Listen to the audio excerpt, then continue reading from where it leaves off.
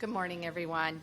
Thank you for joining us today. I'm here with Dr. Bruce Goldberg of my medical advisory panel and Dr. Dana Harganani, the Chief Medical Officer at the Oregon Health Authority.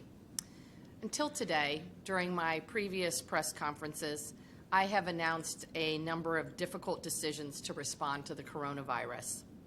On March 23rd, exactly 1 month ago, I halted all elective and non-urgent healthcare procedures that required personal protective equipment.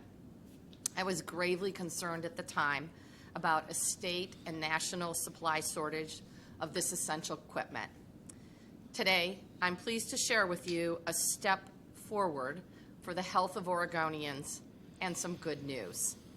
Thanks to each and every one of us who are doing our part to follow early and aggressive social distancing measures I put in place, Oregon is in a position where I can lift the executive order delaying non-urgent procedures for our hospitals, clinics, surgery centers, and dental offices.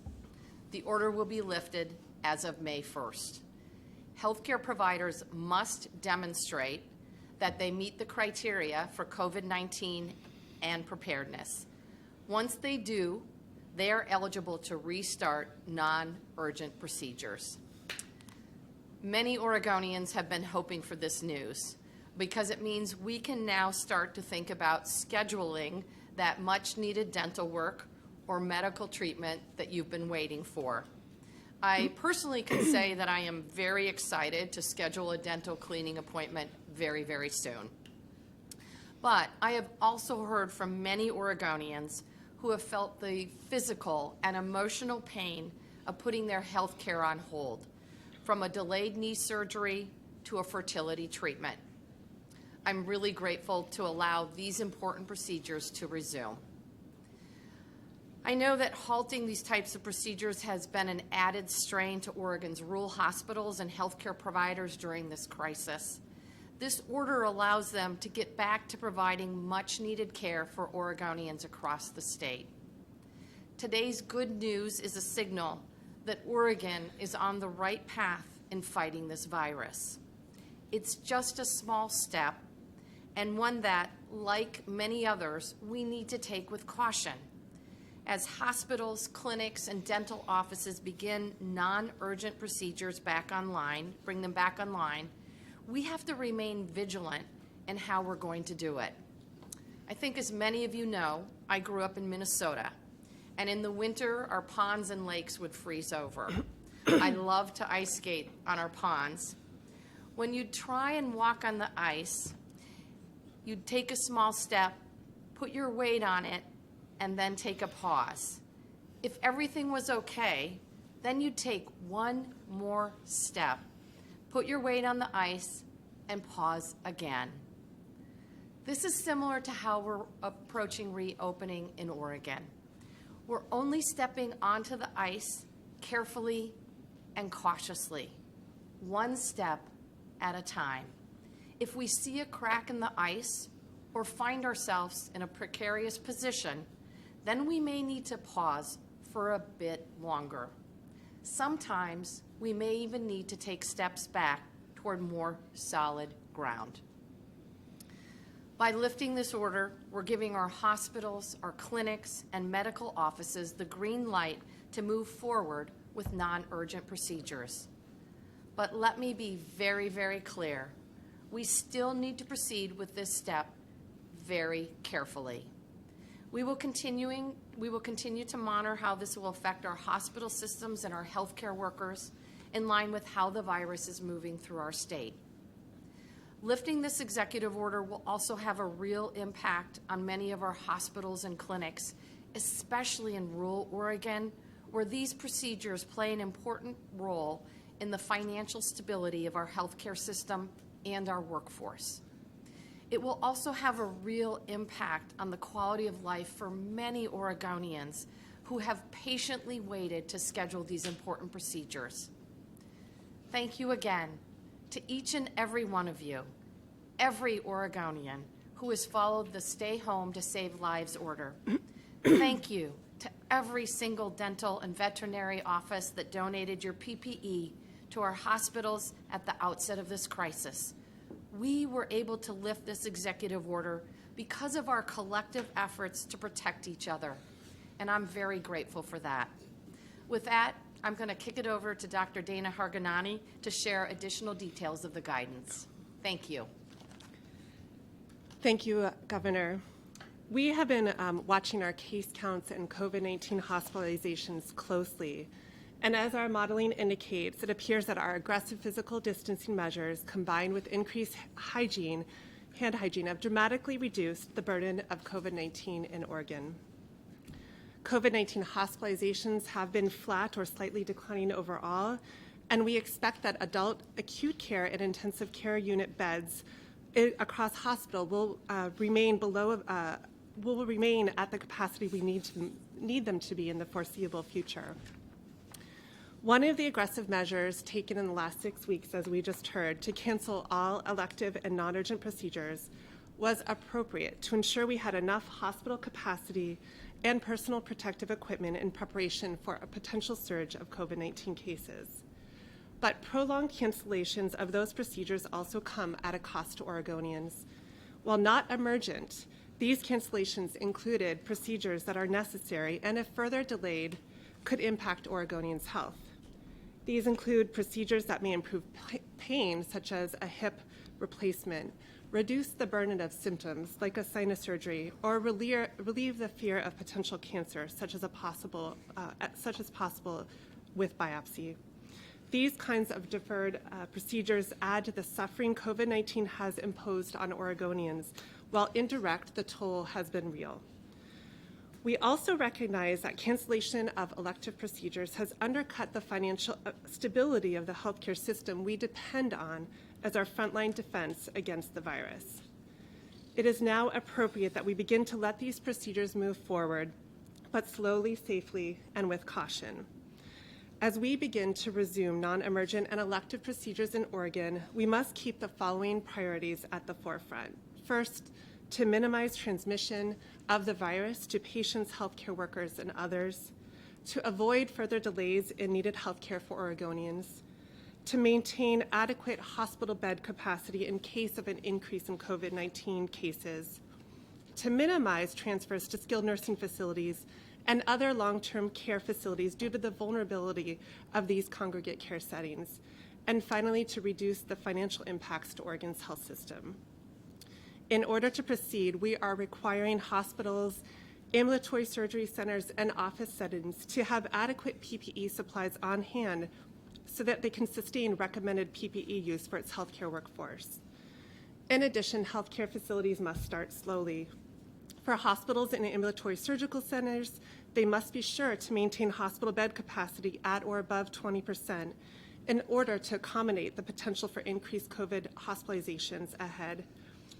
In addition, they must start at a maximum of 50% pre-COVID procedure volume, reassess biweekly, and maintain PPE supplies and capacity before expanding. For medical and dental offices, procedure volume must be minimized to ensure social distancing and PPE supplies can be maintained. In all cases, we ask that these facilities review and prioritize procedures based on the indication and urgency as we ramp up slowly, and to consider postponement of procedures that are expected to require critical resources.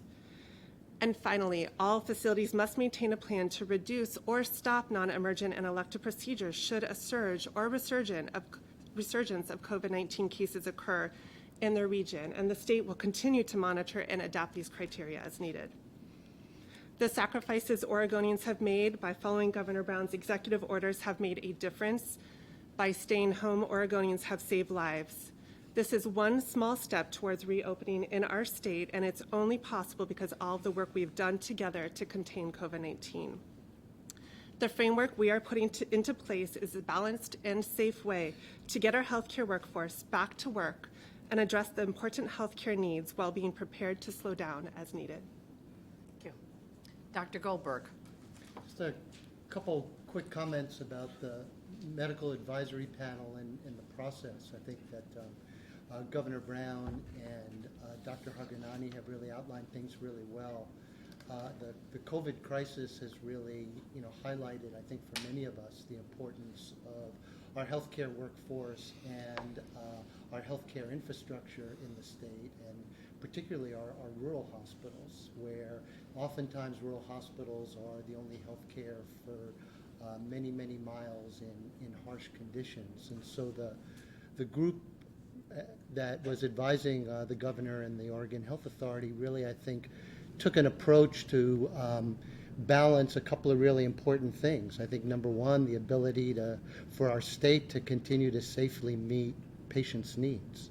And then secondly, the other key factor was, how do we keep our vital healthcare system up and running, our rural hospitals in particular, so that they're there when we need them. And, the group included hospital chief medical officers, epidemiologists, public health experts, nurses, and individuals that came from across Oregon, rural communities, urban communities. And I think we're able to provide the appropriate kind of input to get this started, and an ability and a commitment to continue to monitor this so that we can make adjustments as we go along. We're in, people have talked about, I think, a whole lot the unprecedented nature of our circumstances, and indeed that's the case. So these guidelines really are a start at opening up our hospitals, making things more available to patients, and we'll continue to monitor and provide the kind of advice so that people can have some security in knowing that this is being done in a way that'll maintain safety. Questions? All right, Charles. we're going to open things up for questions. If you're on the phone line, please press 0 to speak to the operator and get to the question queue. We're going to start out with Tess Risky from Willamette Week. Go ahead, Tess. Charles, would you repeat the question when she's done, please? Thank you. They won't be able to hear me, though, so. Okay. Yeah, go ahead, Tess. Hey, this is Tess. Can you hear me okay? Yes. Okay, here. Well, I've spoken to a few healthcare workers who said that they feel this announcement has come a bit too soon. So my question is, what evidence do you have that frontline workers have adequate PPE to resume elective procedures on May 1st? Tess, this is Governor Brown, and I'll just talk generally about our Oregon supply of PPE. Due to the tremendous generosity of our doctors' offices and veterinarian clinics across the state, we have been able to collect an amount. Oregonians working on the front lines have also done a really good job conserving PPE. The good news is that Oregon is scheduled to receive the Ppe machine that allows for safe and environmental cleaning of masks. And then Oregonians have been very creative and innovative in terms of producing masks and gowns, and really appreciate the innovation and ingenuity that Oregonians are showing. We've got companies large and small, from Nike to Renewal Workshop in Cascade Locks, that are making personal protective equipment. And then the procurement team at our Department of Administrative Services has done a phenomenal job procuring masks and gowns, and looking forward to some extremely large shipments in the next few days. But I'm happy to turn the rest of the question over to Dr. Harganani or Dr. Goldberg. Dr. Harganani, take it away. Yes, I mean, I think pointing out, as you already did, Governor, the importance of the volunteer surplus that has been given to the state, as well as, I think, really the increase in receiving PPE from various sources has been critical. I would also say I would agree completely that PPE is an important part of the guardrails for opening up these procedures, and that's why some criteria have been explicitly placed in this framework for moving forward with elective procedures, specifically ensuring that adequate PPE is in place to ensure the safety of our healthcare workforce and patients. Great. Thank you. And just a reminder again, folks on the phone, please press 0 to enter the question queue. Next, we have Lisa Balick from Coin. Go ahead, Lisa. Yes, good morning. Two questions. First, what about veterinarians? Are they under this, or if not, when will they be allowed to go back to practicing? That's my first question. Lisa, I'll go ahead and take that. I know that those of you with cats, dogs, and other animals really want to get in to see your veterinarians. I'm not sure your animals are excited as you are about getting into those offices, but that's something we'll be working on. That was a separate executive order, and we'll have a different timeline. Again, I want to say thank you to our veterinarian offices across the state that donated their personal protective equipment so that we could ensure that we had an adequate supply during the COVID-19 crisis. And we'll look forward to getting you open very, very soon. I don't know if you have anything to add on that. Just agree, we're working on building off of the frameworks we've already created and expect to have that online in the very near future. Your second question, Lisa. Thanks, Governor. Governor, so far the State Health Authority is saying that there is a 5% positive test case rate in the state, and that's been pretty consistent out of those who have been tested. But a lot of people wonder, when only about 40,000 out of a 4 million person population has been tested, how valid is that number? In other words, how safe are we? And also, when can somebody who wants to be tested, who doesn't have any obvious symptoms but could be positive, be able to just be tested? Lisa, I'll let the physicians at the table answer your question about testing. Who wants to take it first? Go ahead, Dr. Harganani. Yes, in response to the question, it is true that we've maintained percent positive amongst our testing cases at about 5%, although that has actually been declining. And I think for us, that indicates that we, with our guidance, have really been targeting the people who are most at risk of having COVID through our guidance and through the healthcare provider discretion in terms of those testing. We know that expanding testing capacity is critically important as we continue moving forward with reopening Oregon. We see further testing capacity coming on board. We just completed a survey with our labs across the state. We now looks like we have up to 3,000 tests possible per day based on, of course, ongoing challenges and focus on our supply chain. So we anticipate to be able to expand that. We have updated our guidance at OHA to expand those both with symptoms that we provide guidance on for testing, with as testing capacity moves forward, further testing for asymptomatic patients, and we continue to monitor when that capacity will be possible. Yeah, much as you're seeing today with the loosening of restrictions on hospital elective procedures, as the state gets more and more testing capacity, there'll be changes in the ability of people to be tested. And this is something that the Oregon Health Authority is certainly working on every day and getting a lot of input from this medical advisory panel about how to sort of move forward in a way that's safe and effective for the state as well, as the state gets more and more testing capacity. And Lisa, one of the components in terms of testing as we take baby steps toward reopening is the fact that we need to have a robust public health system in place that can continue to do surveillance testing amongst our population. And it's, I would say it's a little different than our flu surveillance network because it'll have to be more rapid acting and more extensive, but essentially it's the same concept.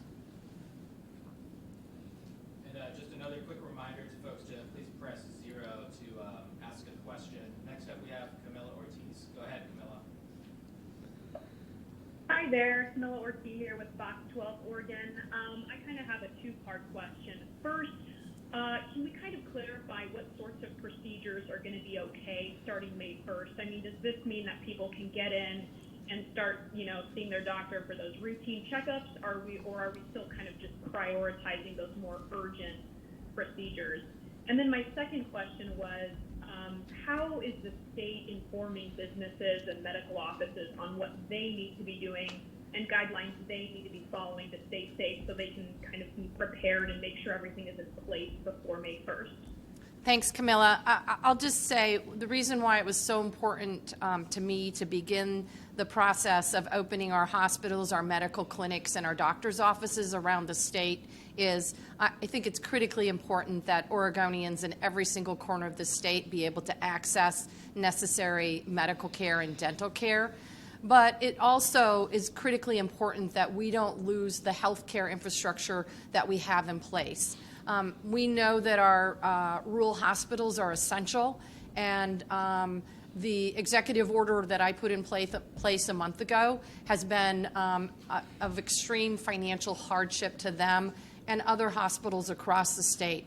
That's why we thought it was really important that we move in this direction as long as we can do so safely. And with that, I'll turn it over to Dr. Harganani.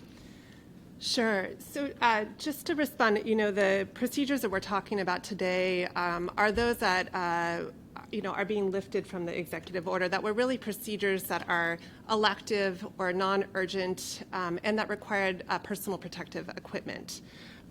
Those type of procedures, I mentioned some examples that can move forward now that this will be lifted on May 1st, are things that are not an emergency but needed to be scheduled ahead, still necessary. So things I mentioned, joint procedures, biopsies, ear procedures, other things like that require PPE but weren't in an emergency case needed.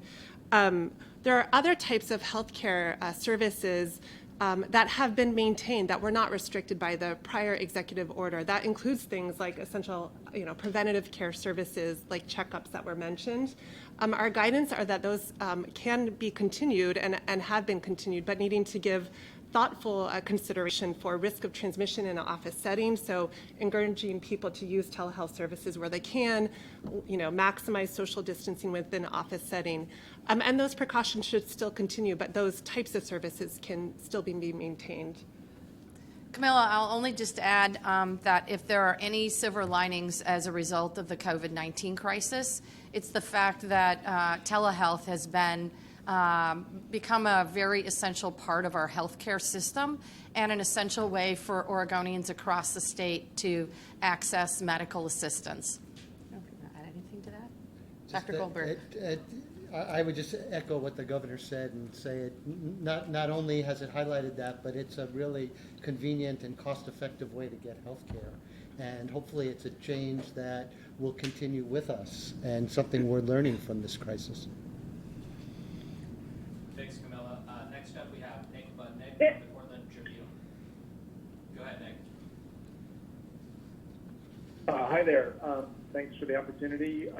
Two questions I wanted to ask.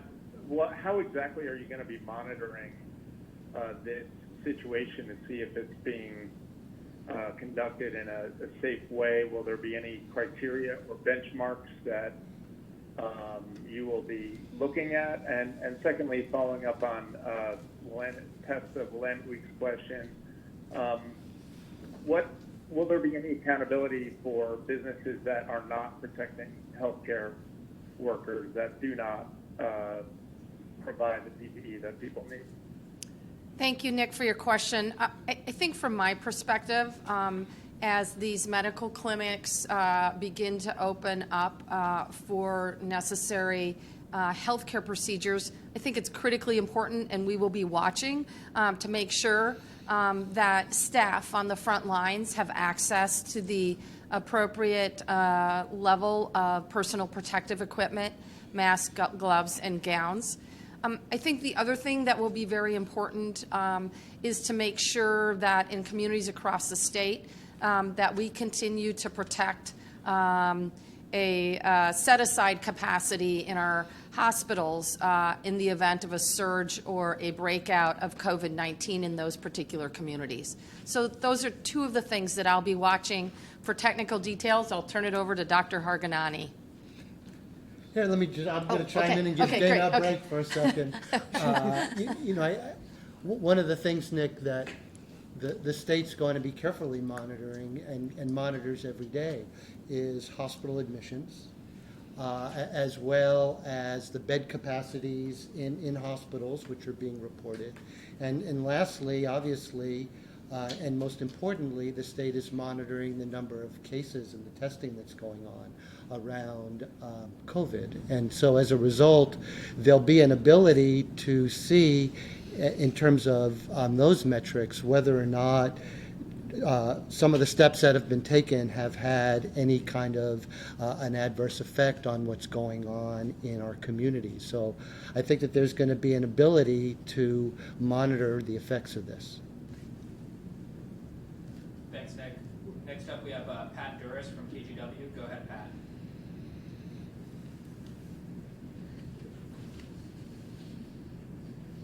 Pat, are you there? Is someone from KGW on the line? Can you hear me now? Yes. Go ahead. Sorry about that. Two-part question. One, frontline workers, if they go into their office and they find they're in a dental office, for example, and believe they don't have the appropriate amount of PPE, is there anyone they can alert other than going to their boss and getting in trouble? And I think that is my main question. Also wondering if this order covers physical therapy centers as well. Thank you. Pat, your question, who should frontline workers contact in the event that they don't feel like there's adequate PPE? They should contact Oregon OSHA.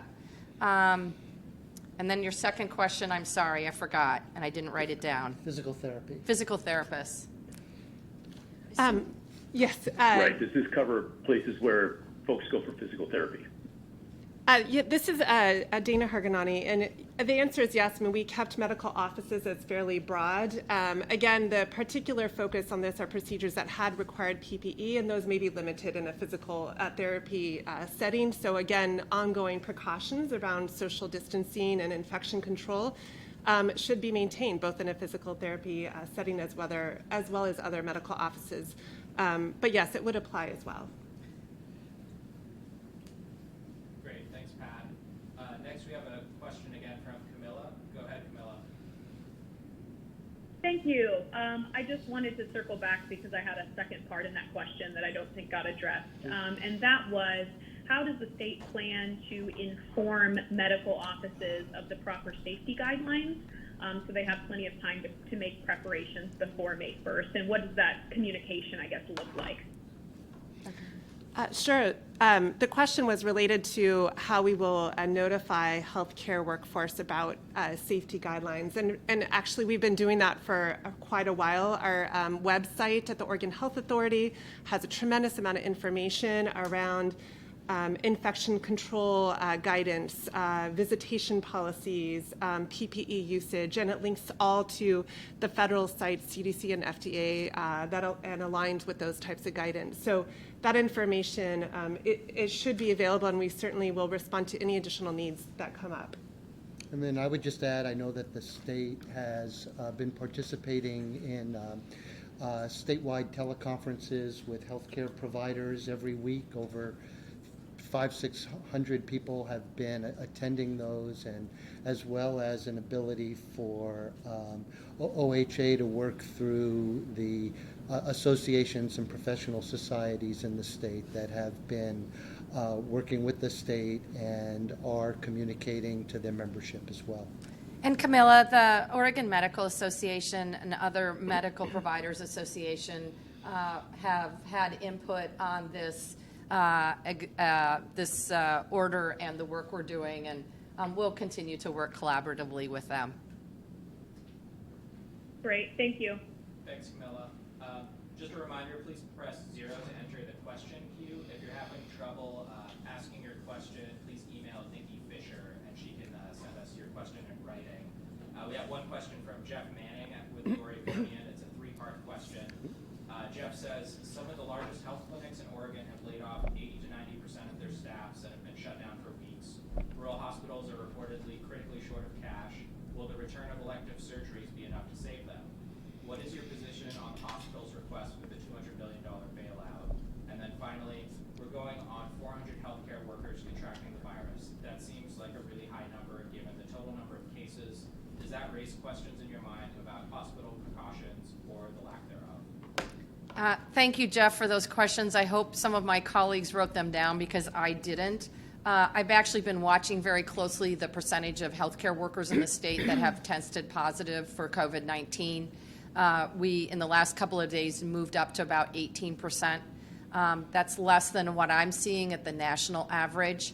Obviously, we want to keep those numbers down as low as possible, and our ability to procure and produce adequate PPE, personal protective equipment, as well as accessing a Battelle machine to clean that equipment should substantially improve those numbers over time. And I'll let other people pick up the rest of the questions. Just let me chime in on a couple of those points, Jeff. I think that the layoffs that you mentioned actually kind of highlight the fragility of our healthcare system and the need to have it there functioning. And I think one of the ways to be certain we don't have any further layoffs is lifting of these restrictions. But I think you're right that it's got to be balanced with the safety of our healthcare workforce. And I think that it's concerning, clearly, to all of us. I've got family members that are frontline healthcare workers, and the degree to which they're putting themselves in danger is really, really concerning. And so we've got to be vigilant about our ability to continue with personal protective equipment, and I think testing is going to be key. And the more and more testing we can do, we'll continue to help assure that healthcare workers are protected. But yeah, it's really concerning, and I'm just going to stop there. The only other thing I would add is I know the hospitals have asked for a $200 million hospital stabilization fund. We're working on a different package. The details will be released soon.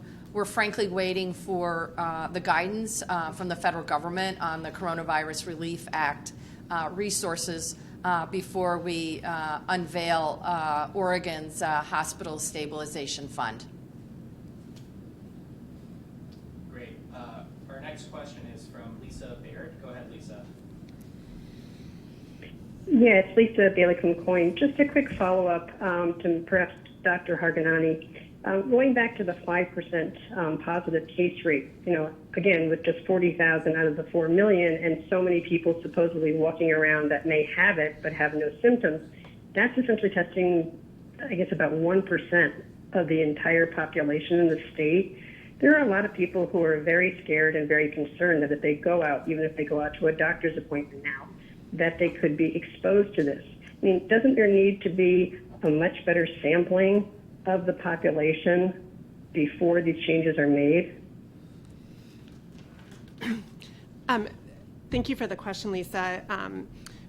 We would certainly agree that further testing capacity is important, and we continue to do everything we can to secure that and see really significant positive movement forward. There's 2 new locations in Oregon who just took on testing in the last week, and we know there will be more to come soon. I think an ongoing, as we already mentioned, the role of testing in ongoing surveillance and monitoring for where our impact is with COVID down the road, and managing cases and case contact tracing and testing is also going to be critical. But I think it's also important to know that even though there are some individuals who have no symptoms with COVID, that those are also unlikely, or certainly less likely to cause transmission of the virus. And so our guidance historically has been really focused on those who are most at risk for COVID, as well as most at risk for transmitting COVID. And we continually increase and expand our guidance and defer to the recommendations of healthcare providers to test where appropriate. Lisa, the only thing I would add is that this has been a challenge for the entire United States of America. I don't know how much you read the national news, but clearly the federal government needs to continue to step up its efforts to provide testing capacity to the states. And obviously we're working as quickly as we can to make sure that we have the right types of testing in the right locations around the state. Great. Thanks, Lisa. Just a reminder again to please press 0 or email Nikki if you have a question. next question is from Kelly Azar with K2. Kelly says, dental offices and surgical offices donated their PPE early on when non-urgent procedures were canceled. That being said, how are they prepared to reopen? How will you ensure that they have the supplies they need to reopen? What specifically are the guidelines to have a clinic open? And then Kelly goes on to say, people who are high risk working in this field are concerned about reopening too soon. What do you say to that? Some are wondering if they will be picked off unemployment if they choose not to go back to work because of their health. So I'm obviously concerned and want to make sure that we are protecting our frontline healthcare workers. The reason why we shut down medical clinics, hospitals, and dental offices from doing non-urgent care was because not only did the state, but frankly the country lacked adequate personal protective equipment. It is my sense, based on the information and the data that I see, that supply chain has been restored, as I mentioned earlier, through the creative efforts of Oregonians to produce it, to make it, including our adults in custody at the Department of Corrections. We've also been able to procure it from companies around the world, and then we received donations from generous nonprofits. We are pushing that personal protective equipment out to the counties for distribution, but I'm confident that the supply chain is in much better shape, that if dental offices, doctors' offices need personal protective equipment, that they'll be able to purchase it. Do you want to add anything to that? Okay. Great. The next question is from Brad Schmidt with Oregonian. Brad has 3 questions. He asks, given the fact that many coronavirus carriers may be asymptomatic, can you tell us what this will look like in healthcare situations? Will every staff member be wearing some form of mask at all times? And will patients also be required to wear masks when they're in a facility? Brad also asks, maybe we'll just go with that one, and then Brad has 2 more questions. Okay. Dr. Hargagani. Sure. So already we have guidance for the general population to consider wearing a mask when out in public, and in particular when social distancing challenges are in front of them. I'm going to anticipate that we'll maintain the same as more people enter offices or healthcare settings. Of course, individually, hospitals and other facilities have already created their own guidelines for required masking, and those will continue to be directed by their own infection control policies. And we also, as I mentioned earlier, have very clear guidance about appropriate use of PPE, when it should be used by healthcare providers, how it should be used depending on the type of procedure, whether it's aerosolizing or not. And those will be as important as ever and need to be continued. And that's, again, why adequate supplies of PPE were a critical part of our criteria for these elective procedures to move forward.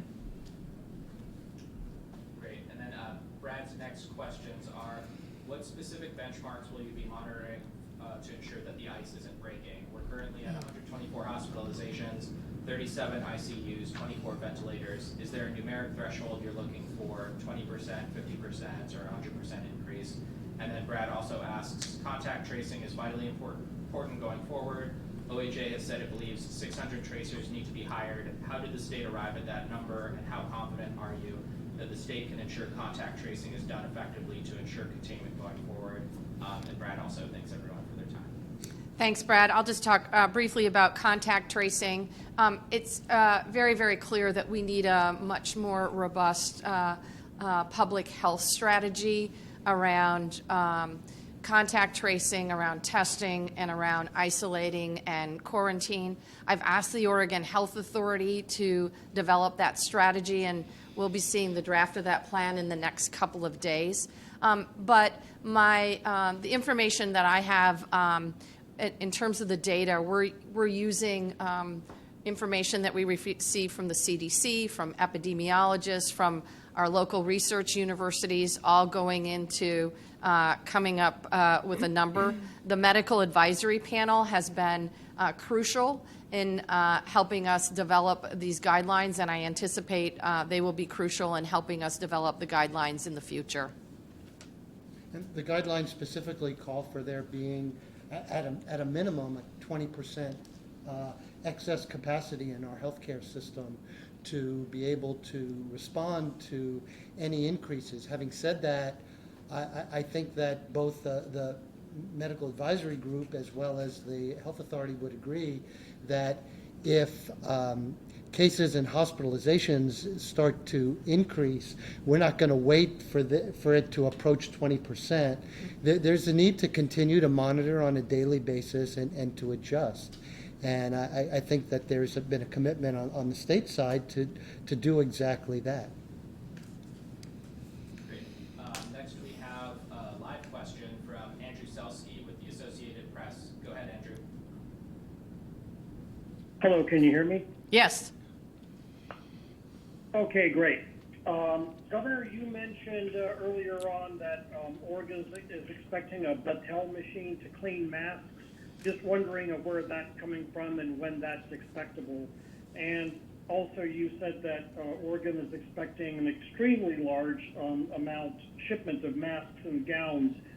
Who's providing that, and any details on that? And then just one last question is, when do you think Oregon will reach an adequate level of testing? Is there any hope that could be reached in the near future? Thank you for taking my questions. Thank you, Andrew. And I'm going to have to get back to you in terms of the nitty-gritty details in terms of procurement. I know we're receiving a number of shipments, particularly of N95s, N95 masks in the next week. And I'll have my team get back to you in terms of where those are coming from and what the companies are. I do not know where the Battelle cleaning system is coming from, but I'm really grateful that we are receiving one.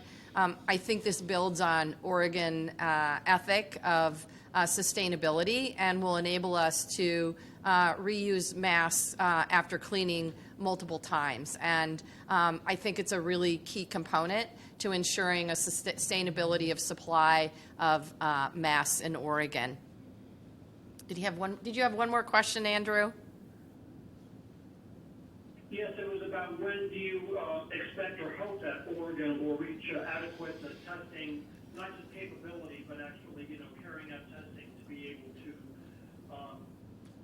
tamp down any outbreaks that they occur, pockets of outbreaks, and to do the contact tracing. So I want to say thank you to the Oregon Health Authority for working really, really hard to come up with our testing strategies and plan.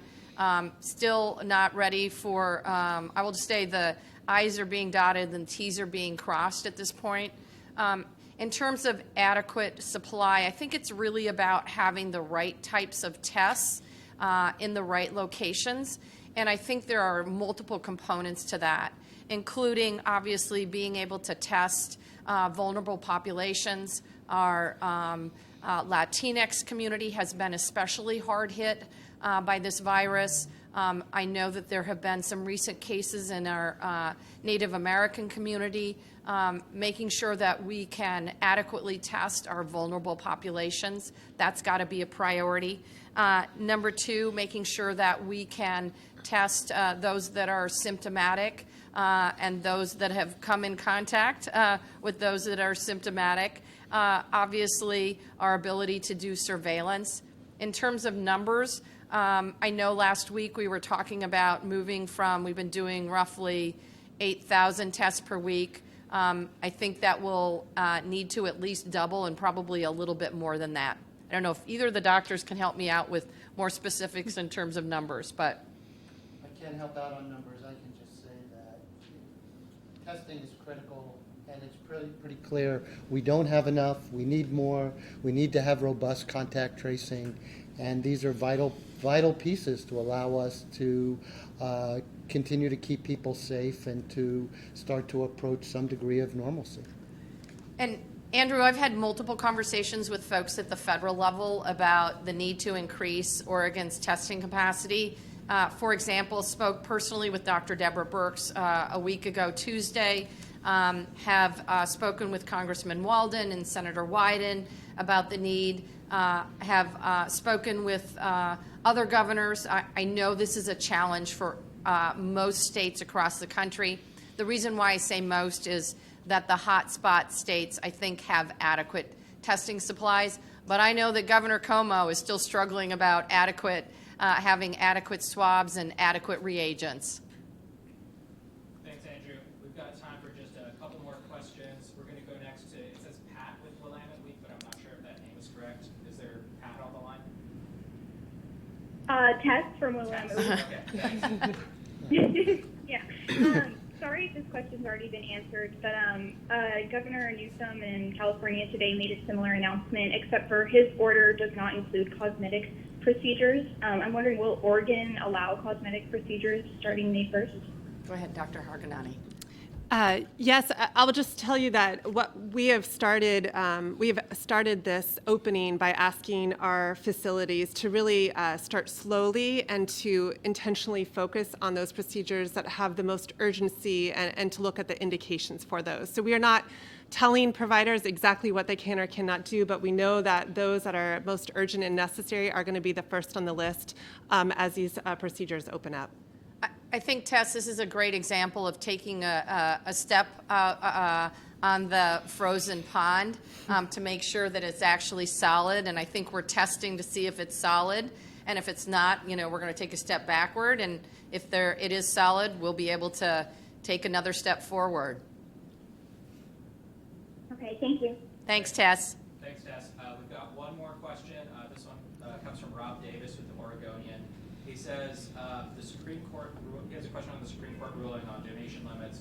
Wants to give the governor a chance to weigh in, particularly as it relates to whether the governor believes that the ruling now means that the stringent limits of Measure 47 are in effect. Thank you for the question. As someone who's been working to bring reasonable campaign finance limits to Oregon for over 20 years, I was certainly pleased to see the ruling of the Oregon Supreme Court this morning.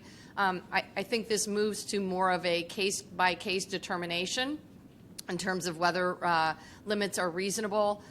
It is my plan at this point in time, once we're beginning the reopening work, that I will continue our efforts to amend Oregon's Constitution, Article 2, Section 8, to clarify that we do have the ability, either through the legislature or by the people, to enact reasonable campaign finance limits in Oregon.